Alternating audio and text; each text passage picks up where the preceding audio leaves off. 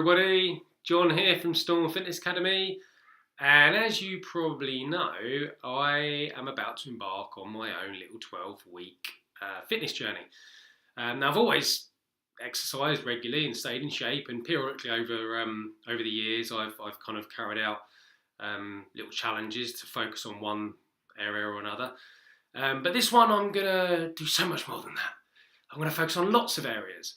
Now, most strength and conditioning coaches would recommend that you focus on sort of one very specific thing at a time to ensure that you get really good results. But I want to be well-rounded. I want to be holistically a really well-rounded individual. So I plan on assessing a few areas of my fitness and giving most of my focus to the one that's the sort of the weakest, the one that's letting me down the most. I can probably guess what it is. And I'm going to share the journey with you. So this is a little checklist that I've prepared for myself to think about this week, because this is prep week. And then on Monday, I will be 12 weeks out, so then the journey will start. So I'll just talk through this with you guys. So this is the typical sort of stuff as a personal trainer you would be advising your clients to consider and do before they embark on a 12-week transformation journey. So first of all is a health screen. So when we screen our clients, we basically want to make sure that they're healthy enough to engage in this physical activity program. So I don't have any physical conditions at the moment, any underlying medical conditions that can stop me going on this journey.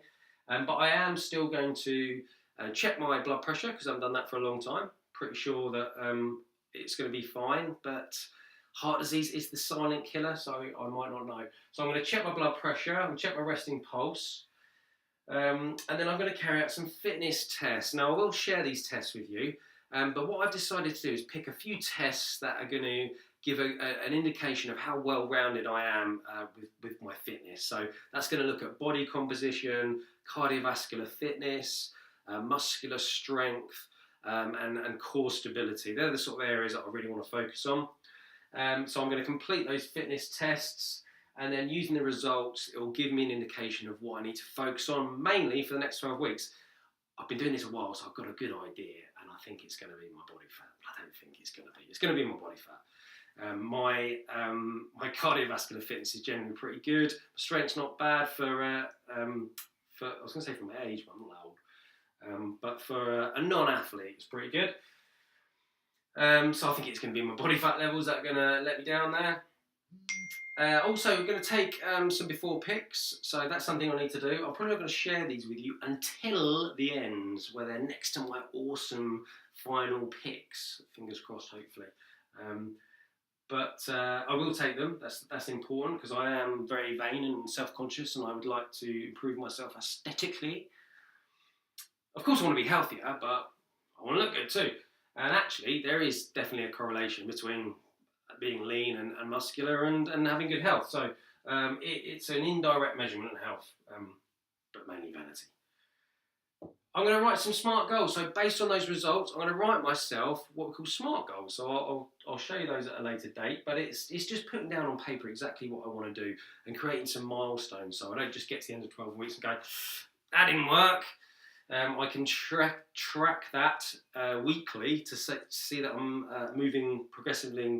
progressing really well towards the end goal, but then also doing some assessments midway as well. So I'm going to have some tracker docs, so tracker documents to track my progress. So I will be using things like MyFitnessPal for tracking my nutrition, and I'm going to also just have a nice little sheet where everything's in one place. So how many times I've trained that week, how many resistance sessions, how many cardio sessions, what my waist circumference was at the end of the week, what my weight was, how much water I drank. So just a few little things that I can just easily input each week to track my progress, and also add a little layer of accountability, because I'll share them with you guys as well.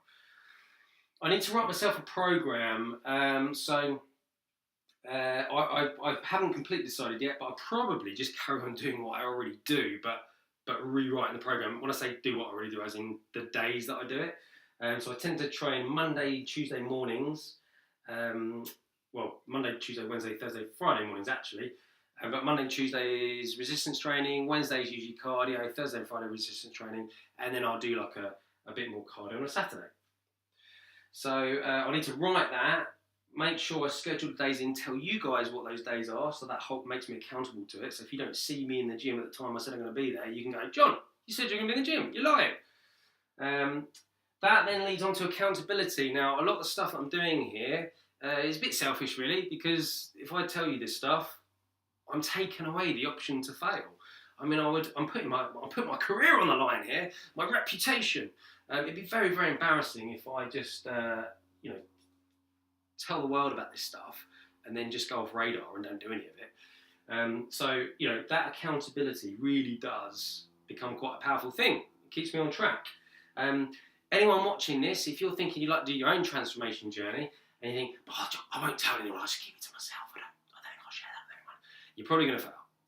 Because there's the option to, isn't there? It's so easy to go, well, no one knows, so actually this is quite tricky, I think I'm going to bin this off.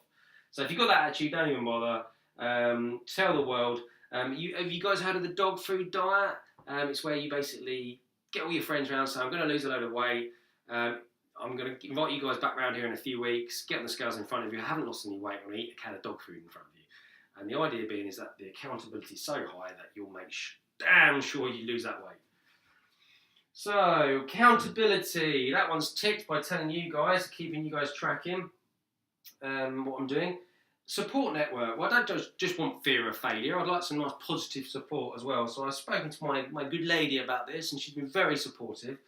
And she's gonna say some nice positive words to me when I'm struggling through this challenge, and probably roll her eyes at me when I'm being a wuss.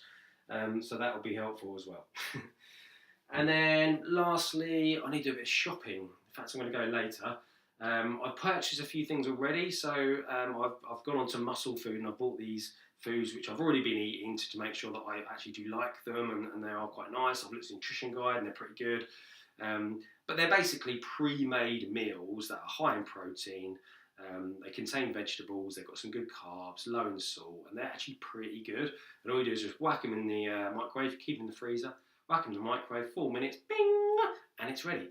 Really easy, takes out a load of prep for me, which I love. I've also got some other ones. I don't think I've got them from Muscle Food. I've had them for a while. They're like emergency meals where you don't even need to keep in the fridge. They just come in a packet, and I think the air's been taken out of them, so it just keeps them preserved.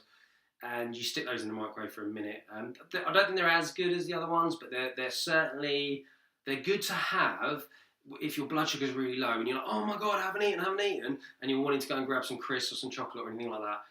You're far off better, eating one of these meals. So I'm going to spend a bit of time thinking about my meals for next week. How I can basically eliminate any barriers, or just basically keep myself on track with it all.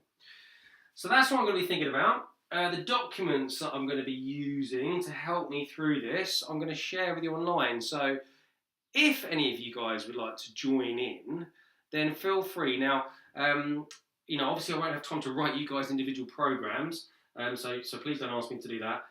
But I'm very happy to answer questions that you have if you write them in the comments. And I will share the documents that I'm going to be using. So my fitness assessment sheet, my health screening form, my SMART goal sheet, my tracker sheet that I've written to help log everything. I'll share my program so you can see that. And we can be a support network together. So that would be useful. And then any ideas as well, like if you see a good meal when you're out shopping, you think, well, that's a nice healthy meal, that's going to save some time, then we can share that. So be great to have you on board.